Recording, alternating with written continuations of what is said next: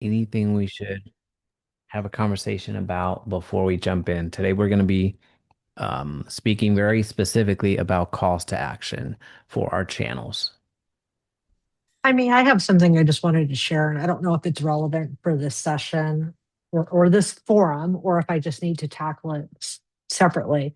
But I was actually looking through my YouTube leads that I've gained over the past year, and I've realized that I have been very poor with my follow up and my long term nurturing because these are different than open house leads, right? So I know it's not producing YouTube, but I'm like envisioning in my mind that there's almost like three phases, right? Or maybe there's more, but there's like three drips, and maybe I'm overcomplicating it. There's the person that sent me an inquiry on the website. I have their email address and nothing else. Like, I'm interested in buying a home, nothing, right? Then there's the person that booked a call, and I want to create something that's like, it's amazing you did the first step. Like, I'm so happy to talk to you. I'm looking forward to it. Here's some things to prep. Here's a little bit of information that might help answer any questions. Looking forward to meeting you. Right. And then there's the third one that's we've met on Zoom or phone call or whatever. And then obviously that time frame can be anywhere from a week to 3 years. And how do I structure a way that I could put something in my CRM that I don't have to, doesn't rely on me to call, that I could put them into buckets that make them feel heard, but not overcomplicating the process at the same time. And I guess that's where my head is when I look at the number of YouTube leads I've actually received versus what I've converted over the past 12 months. I think my numbers are poor. And I know it's because my follow up and my long term nurturing sucks. How do you follow up with your other leads now? My nurturing and my long term follow up sucks. So Okay. I have like a buyer drip campaign that's Yeah. just more about like the steps of buying a home because typically all of my leads, because most of my business had been Sphere, when they come into my CRM, they are very high intent. They're buying in the next Mhm. 90 days, right? And so I have it structured where I can take the same list of emails and structure it over 30 days or 90 days, depending on their timeline. And it's basically prepping them for what to expect when you buy a home. Hmm. That's all it Hmm. is. It's not anything else. It's just, hey, you're thinking of buying a home. What's the difference between homeowners insurance and a home warranty?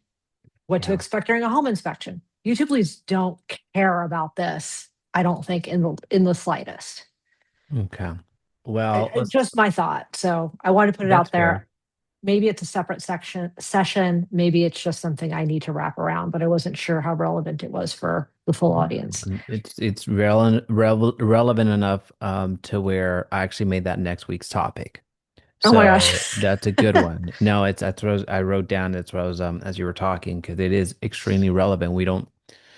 We've briefly talked about it very briefly. I think maybe it was even half a session, more like a paragraph when we've discussed it. We've talked about CTAs in the past on one session over the years that we've been doing this. So the follow up with YouTube leads that hasn't been all that covered. So addressing that head on right now, at least how we do it, it's not the best way, I would say, or the worst way. I think it's just the way that it's been very helpful for us managing not only the leads that come for us, but also the leads that we have for our production team here in DFW. So one of the ways that we just keep people in front of us is where we stay in front of people is just the nurture that we do, which is a weekly email. So it's our DFW homeowner um, digest. It's a weekly email. Now, to your point, what is relevant to individuals? For us, it's not the only heavy lifting that we do or the only way that we're getting in contact with them, but that's just a baseline. Every single week, we send out information about what's happening in the area, very, very GPT-ish, just completely brutally honest with you. A bit more Mhm. information about buyer tidbit on what to do if you're buying right now, and a tidbit on what to do if you're selling right now. A very micro tip that will help people just if they happen to be there. And then kind of where the market has been in the past, I think like 2 months, and where we think it's going in the next 2 months. So it's not a lot of heavy lift. It's something that our one of our content writers actually gets on. I think he uses Claude right now for that particular newsletter, and it's sent out every single month. Now, I'm sorry, every single week, Mondays at 10 a.m. Central. Now, do people stay on our newsletter? No. We can't pretend that that's the case, but they do. The open rate on it, it's probably, I mean, I can look. Let's see if I can pull it up real quick. The open rate is not going to be extremely high, but it's there. That's how we stay in front of people. The second way is I'm going to show you on screen right now is more manual. And once we're trying to get our AI agents up and going, so doing the whole buying the mini and all that stuff, that's kind of where we're going next to help our internal team do this. But we have our CRM that we use. So it doesn't matter what CRM that you use, but the strategy is going to be the same. The follow-up date is key for us. So Mhm. here we'll know exactly once we apply a filter. Now this is just the raw version. Our hubs that we do for our ISA team is revolving around the people that we need to reach out to on or before today. So start day is on or before, and then we're going to put today. So today there's three individuals that deserve our attention from this CRM. One happened to be YouTube, one happened to be batch leads, and one happened to be Facebook ads. That's the only thing that needs to happen today from this CRM. Now we have a ton of other CRMs that we manage, but this is how we stay in front of the people. So if somebody Mhm. says, "Hey, I'm thinking about moving in the summer," then we start courting them or following up with them starting February and then March, and then just basically go off of the follow-up date so we know when we're going to reach out to them. So it's a bit of automated in case that we forget. So the weekly newsletter, hopefully they stay on, and Yeah. also a personalized touch because they told us, to your point, hey, I'm thinking about doing this in X amount of time. So we reach out to them. Does that make sense? What do you use for your newsletter? 'Cause I'm just I migrating to don't Bold recommend it. Trail. I don't recommend it. I hate it. It's a pain. We're paying 100 and almost $200 a month. It's Aweber. Don't use Okay. Aweber. Use Beehive. Beehive is good. Um, I use Sender for like I did this for a month or two that I was doing the newsletter, trying to get it out weekly. And I had myself on it. And I realized that Sender, in case any of you are looking for a cheap platform and you come across it, sounds great, but sometimes I wouldn't actually get the newsletter. Like if I would make it today and try to send it today because I was tweaking it and finished it, I wouldn't sometimes get it for 3 days later. And when you're doing something weekly, having it send 3 days later is awful. So I quit a month ago, which I should have just migrated. But now I'm thinking of using Bold Trail because I'm moving everything over there as yeah, far as my CRM and whatnot. So okay, yeah. cool. Cool, Well, I cool, know you cool. have other topics to cover, but thank you. Yeah, Jeffrey, chime in here, and then we're gonna Yeah, keep just it moving. I've been basically I've been trying to get the Ricky Carruth standard email out for a while. So I just went back and retested 7 different senders. Active Campaign pretty much is the winner right now for email deliverability. It's $15 a month. It's the more you pay, the better delivery you get. But Constant Contact's still good, but Active has triggers and a lot of technical stuff that works Yep. with Go High Level. So that's the way I'm heading. Is there Wait any one reason second. to When, oh, well, go ahead, Odessa. I have a follow-up on that because that's a very interesting outcome. is there any reason to not use your CRM? Um, well, then they unsubscribe from your drips. So basically, they can unsubscribe from your newsletter, but still get your property drips. But That makes in sense. just one, uh, with if you have the EXP KV Core Bold Trail, you're not getting the deliverability. We switched to Lofty, and then we had to go to a team instance to get our own sending domains. But Oh, really? eventually it creeps over. enough bad users are spamming and it hurts everybody on the platform. So that's just something to be aware of. Mm, Yeah. We don't use Bocho for interesting. that reason alone, deliverability and also transparency. They've been trying to get reports up for the last 5 years, and here we are. Jeffrey, Oh, what did you really? say about high level? You use it or don't use it, or you I, integrated I've with? got a couple, I've got three instances of it. But yeah, we're using that kind of as the intermediary is a good way to say it.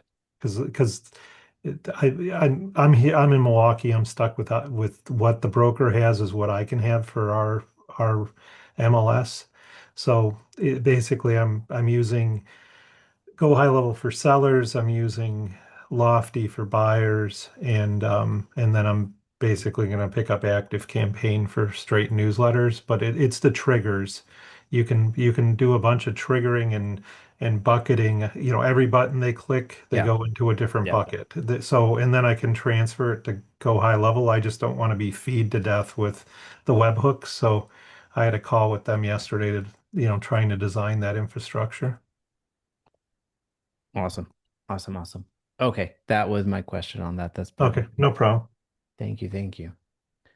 Alrighty, let's hop into the calls to action and we'll talk about more in depth of the follow-up next week. That's a really good topic. There's a few systems that we have in place here that might be helpful for you. So let's talk about calls to action very briefly from a theory perspective. CTA is basically is a specific action you want the audience to take. That's a call to action. Never assume that the audience knows what to do next, because if you don't tell them, they won't do it, right? So if you think that oh, well, I made the video and they uh, they'll reach out, that is not going to happen. A lot of people still don't even know how ads work. A lot of people still don't realize that whenever you're doing an ad, it's different than a post. It's just don't make an assumption. So, with a call to action, there's really four types of calls to action we're going to talk about today. Each one of them has a different role. Some are designed to grow your channel or reach, some are designed to get you business today. So, we need to unpack what those are, and then you get to select kind of like a little bit of a um, it's going to be a little bit of cooking class. Then you get to decide what you're going to use for your specific videos for the recipe of your call to action. Now, the types of calls to action, there's the engagement. This is going to boost your interaction with the channel, but essentially what it's designed to do is grow your reach on YouTube, right? So the more that you get engagement on your videos, so engagement CTAs are basically the comment, share, subscribe, like, so engagement on your specific video. So whenever somebody says, "Hey, don't forget to hit that like button. It really helps the YouTube channel out." That's an engagement CTA. Don't forget to subscribe so you can get my next video when it comes out next. Those are engagement CTAs. Now, if you're looking for the hierarchy of CTAs, because we certainly do not want to do, hey, don't forget to like, don't forget to comment, don't forget to subscribe, don't forget to share, don't forget to watch my next video. Those five calls to action done all at once is a good way for them to do nothing. It's basically a joke at that point. So, if you're looking at a hierarchy where you're actually wanting the engagement to come from, a share is going to have the highest, let's call it engagement value that somebody could do. So if they share it on their socials or they share it with somebody else, so they can bring you bring their peers into the conversation, you are winning. So that is if we're looking for something that will actually grow your reach and ultimately have more buyers and sellers reach out to you, you're going to want to get the share done.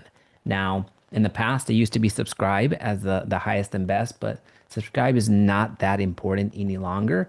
It's more about engagement. So you can ask for that comment, you can ask for that like. So the more that you get engagement on your video, the higher likelihood that your video is going to show up on the browse tab moving forward. So browse as a reminder is when you log into your YouTube channel, what shows up there, that is the browse traffic. Now, an engagement CTA, you can include it in every single video.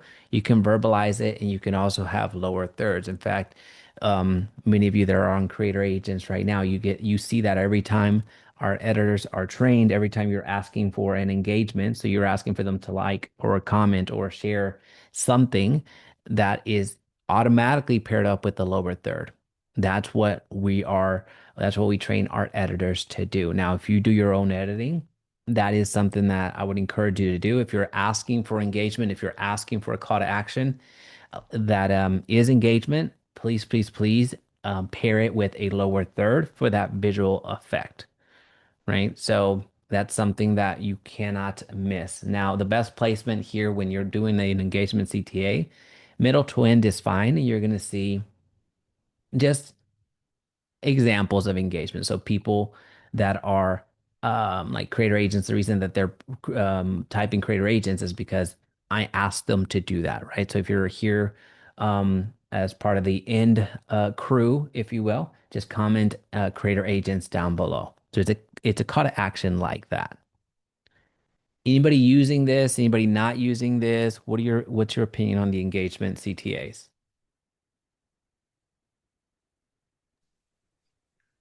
I've been doing like hit or miss on that part. Sometimes I do it with like pictures, put over there, like, comment, whatever. Sometimes I say it. But I would say maybe in the past 30 videos, 20 videos, I haven't even though asked for it. So Yeah, yeah. It's something that, again, we usually will follow it up after a main point that we're trying to make and we allow it to marinate. So, hey, don't forget to well, I'm sorry, don't forget to comment down below what you think about A, B, and C, right? So it's not a throwaway line. It's something that you do expect engagement. So make it a point that I mean, don't delay the video any longer, but do make it a point to actually sit in it and let it marinate so people can actually take the following action. So I'm sorry, engagement CTA, that's one. That's a very easy win. You don't need to create anything. You don't need to change anything. You just need to change what you say in the videos. And even if you don't, if you add a lower third comment down below, even though you don't articulate it, you won't have as much success there. But you do need to accompany it. But it doesn't require a lot of change. Now, one where you start actually getting business is the whole contact me CTA. Contact me is an easy way, and you see this quite a lot with a lot of our peers that create YouTube channels. Contact me is an easy way for people to reach out to you. So you don't once again, you don't have to really change all that much outside of just saying it in the video. You don't have to create a landing page. You don't have to do any of that. You essentially are telling them, hey, call me, email me, text me. Now, this too can be included in every video. This one you can be strategic where you want it to go, beginning, middle, and end. I more, when all our calls to action favor the middle to end. But this is one of those that you can place towards the beginning. So, um, placement is something that you can play around with. Now, one thing that I do want to make, I guess, warning, if you will, with the Contact Me CTA, if you're adding your contact information on screen, you need to be very sure that that phone number is not going to change in the near future, or ideally ever. The email, once again, so a lot of us are putting our email domain for the brokers that we're a part of. Now, some of you may be in your forever brokerage, or you believe to be in your forever brokerage, but maybe in the future that changes, right? So that's the risk that you run with putting um, the email in that particular case, the email of a domain that you don't control. So if you're at Jaime at Compass or Jaime at Keller Williams or Jaime at EXP or Jaime at whatever, that last domain I don't control. That email I don't control. So if you're going to add your contact information in email form, make sure that that is your forever contact because that's something that cannot be changed, right? So instead of doing that, I would encourage you to put contact information is down below. So check below, right? So just put that as a lower third, put that on the screen as opposed to the actual contact information. That way, if you do change phone numbers for whatever reason because they got hacked or whatever, or your email, you change it because of whatever the case may be, either it got blacklisted when you tried gray hat strategies, which has happened to me so many times. I've had to burn so many domains because of that. Or you've changed brokerages, or you've changed whatever you're doing. Um, don't run into that mistake because at that point you're talking about tens of thousands of views, hundreds of thousands of views, getting your wrong contact information. And not everybody is going to track you down until they find you. Some are going to send out an email and consider that good. And if they never get a reply, then they're going to think that you forgot about them and they'll go with somebody else. That's the downside that I want to make sure that we're protected again. But once again, the contact me. So make sure they reach out to me, call me, email me, text me, whatever the case may be. It's a very easy way to actually get um, people to reach out to you. What I prefer is text me. Why? Well, because if they text me, it's very hard to get a wrong phone number. There's no, unless they're a little bit more savvy, there's no spoofing text that they could send me. So they're gonna text me from their personal cell phone. So, hey, text me um guide to the number down below if you want the relocation guide for Dallas or whatever the case may be. That's a call to action that's revolves around people contacting you directly. Feedback on this one.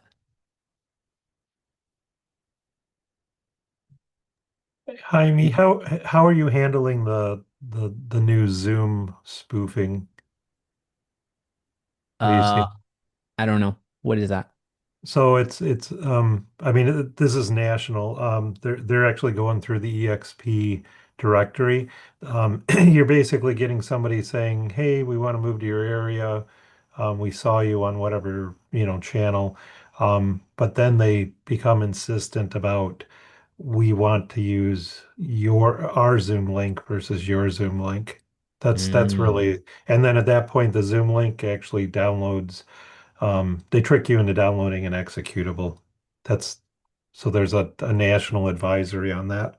So I was just wondering how people are handling that because that's become a pain. I've hmm. just been Yeah, deleting those messages that come through the CRM. yeah, and that's happened Because to me I directly. just delete them immediately. They're always weird. They don't have email signatures and they don't sound like a person wrote them, so I've been deleting them too. Yep, I, and anything I can't control in terms of people showing up where I want them to show up, my Zoom room, I ignore unless they're, a known corporate entity for me or something like that. I think that I had a feeling, but I think that this is exactly what happened with on Sunday. So it's like, hey Jaime, my wife and I are planning to relocate, blah blah blah. We're gonna send you a calendar invite. It's gonna be a Teams call, and looking forward to receiving, super chat GPT. So I was of course very dismissive, and they continue to message. So that's so interesting. That's what's happening, huh? Yeah, they're coming out of Gmail mainly. Yeah, I see that. I mean, there's Annie Rose and stuff. So interesting. Yeah, just it's the hover over and see if the link actually is a Zoom or a Meet. That's the first giveaway. But it took Interesting. them 6 emails to get them to where they finally said, "We want to meet now. Here's our link." Yeah. No, it's exactly what that's so interesting. I'm looking at the email.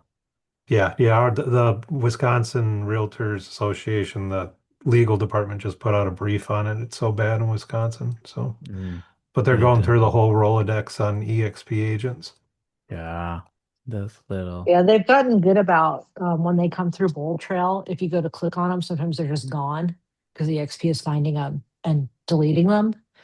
Um, but the other thing to caution is sometimes people will reach out to you through WhatsApp.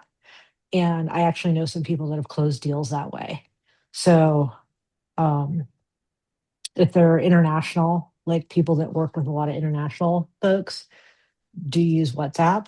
So I always kind of read those and I'll reply once to see if they're real before I just completely dismiss it.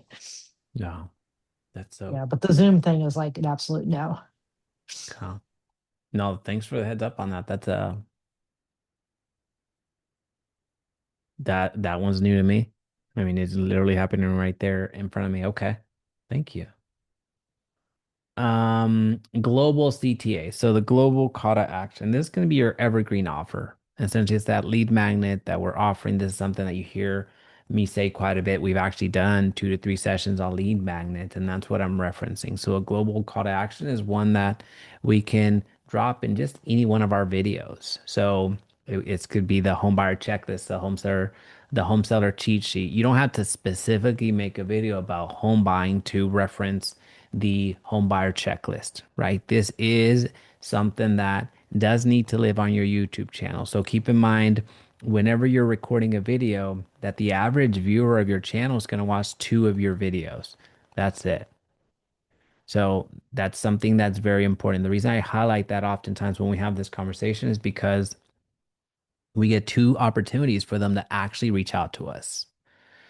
Taking it one step further, whenever somebody is watching a video, it doesn't mean that they are going to do a transaction today or they're ready to do or even have a conversation. Maybe they are in need, but they could be watching your video at 12 p.m. at night, and of course, they're not going to give you a call at 12 p.m. and they have all the best intentions in the world. In the morning, they're going to reach out to somebody, but then they just can't go back to they can't go back to that video, right? So because YouTube does a phenomenal job of putting videos that are very important for that individual, then they're gonna serve Manny's video shows up, and then all of a sudden, um, they go to sleep. The next video that shows up is a Dewey video, and then Dewey, because he had the right call to action, he's the one that gets the lead at the end of the day. So Manny started the job, and Dewey was the one that finished it. That happens all of the time. So the more that you have these offers that are an opportunity for somebody to get something that they could find useful, and you get their contact information right then and there. It doesn't require them booking a Calendly calendar or meeting. Doesn't require them to do anything outside of just giving contact information. That's a very good way to increase your lead count tenfold. Now, you don't have to spend $1 billion to execute. We've done this in the past when we've talked about lead magnets. We created a Google form right then and there. A Google form is all you need. Now, if you have the capital, a little bit more time on your hands, or if you want to go into Lovable and start that vibe coding that everyone talks about, you can create a landing page pretty quickly. In fact, many providers like Squarespace, even WordPress, well, depending on who your web host is, ClickFunnels, high level, they will AI create a landing page for you. It is very simple to do. The important thing here is that you have an offer. You provide a little gate, which is basically give me your email and phone number and name, and I'm going to give you in exchange, I'm going to give you whatever it is that I promised you. So this is something that we with this particular lead that I give as an example, this was a nothing more than a list of preferred homes, which is basically a safe search through Bold Trail. And we tag, you've heard this before from our sessions. We tag everything for our videos. So we know exactly if this came from YouTube, it was the Heath video and it was a pros and cons video. So that's how I'm able to give you stats on how many views it takes to get a lead from a specific type of video. A evergreen offer is essentially the meat and potatoes of this. Having a Google form or a landing page, something that's out there where somebody can give you their contact information in exchange for something that you're offering. That's what you're looking for here. Do y'all have landing pages? Do you have squeeze pages that offer something in exchange for their contact information? Who has something and who doesn't? It's okay if the answer is no. I have, I think, 2. I have one for a newsletter and I have one for a buyer guide, and they're in my domain. So it's something I control. But now I'm just looking at the video I published actually yesterday, and I should have one in there too for a relocation cost checklist as an example. Yeah. So when you're in the section of different types of lead magnets, right? And there's probably 5 of them out there that you could put, they would be relevant for different videos. Do you create kind of like, do you just use your CRM as your squeeze page? Is it better to have from that same point of view of, we think we're at our forever brokerage, but you never know, right? What may happen. You could even change CRMs or whatever it is. So do you tend to put kind of like one register here, and then here's the 6 different lead magnets, and that would keep it very simple? Or do you create one for each lead magnet? We create one for each lead magnet. We Okay. create one for each lead magnet there. Now, the pro tip here would be buy a domain. Let me make sure the fourth point is not that. Okay. Yeah, buy a domain Mhm. that is yours. So um, I'm buying Florida.com or whatever it is. And then each domain is going to have a different extension. So buying Florida.com/guide. You redirect that domain specifically to the squeeze page that you want. At some point, let's just say you Mm. don't want that guide anymore, then you just point that domain somewhere else. So here's So what that looks like. you can use your CRM squeeze page, but still control the URL because you're doing it through your domain. And the domain is just Correct, redirect. correct. Byflorida.com/guide. Let's just say that's what you have there. Now, what you'll do is you'll point that to, let's say, Bold Trail, your Bold Trail landing page that you have. And let's say for whatever reason, Bold Trail pisses you off, you don't want that anymore, and you go with Yeah. high level as an example and create a landing page through there or just a Google form. It does not matter. At the end of the day, what you're broadcasting in your videos is byflorida.com, but that's an asset that you control. That's the Oh, important part here. It can't be your brokerage. It can't be your provider. That's where when we do our consults here at Creator Agents, we don't go and buy domains for agents. We need you to control these assets. So if what for whatever reason, again, you lose access or don't want access to Bullet Trail, all you'll have to do is redirect it to your next one, and then this one goes away. And this stays constant forever. yeah, so simple, but makes sense. Like I was trying to create my squeeze page in that domain that I control, and Correct. that's a pain in the butt versus in your Correct. CRM, it's all kind of built in. And then it gets them in, and you don't have to manually take them from here and put them over here and Exactly. all that. So, Exactly. yeah, thank you. All right, you're welcome. Video specific CTA. So this has to do around something that you're teaching on, something this works very well if you're doing a calculator. It works extremely well if you're doing like a seller net sheet. Making a video specifically on this tool or how to use this tool.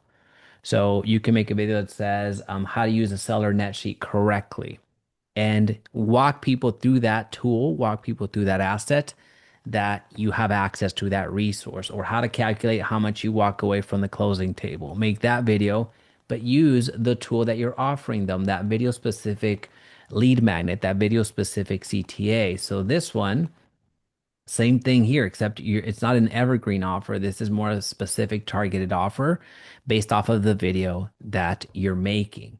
So here is when they're asking about, hey, just watched your videos. Would you mind sharing the memo sheet? So it's a very specific offer that I made based off of the topic that I recorded the video on. So in this particular, someone's calling. This particular video was about property taxes and protesting property taxes. So that's where this outreach is coming from. They saw that video. They wanted my offer, which was a template on how to protest property taxes effectively after I've shared with them how to do it. That's how the lead actually came to be. So there's really four types of calls to action. There's the engagement.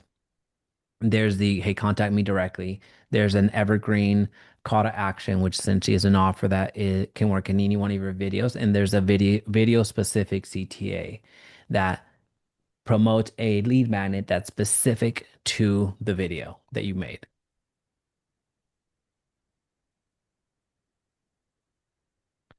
Questions, comments, concerns?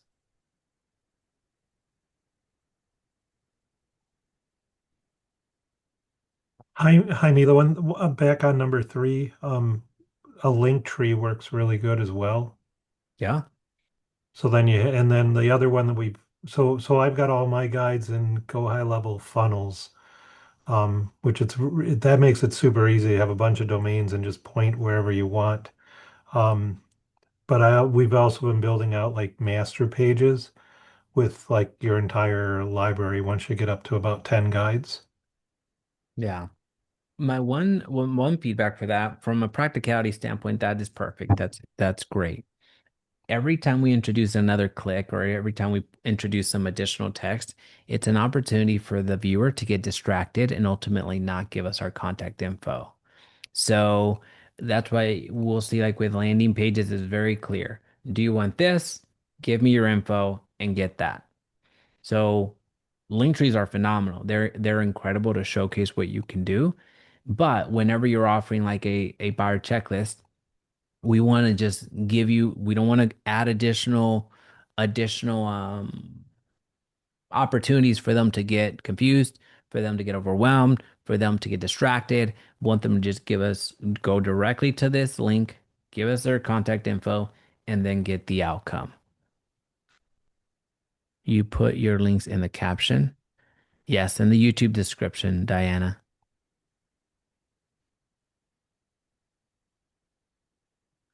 Sweet sauce. All righty, crew. Well, we next week, I think we know what the topic we're going to cover. So the follow-up. So thank you, Odessa, for that. If you have any questions along the way, let me know. We'll be back next Thursday at 12 p.m. Central. Outside of that, have a great week. See you next one.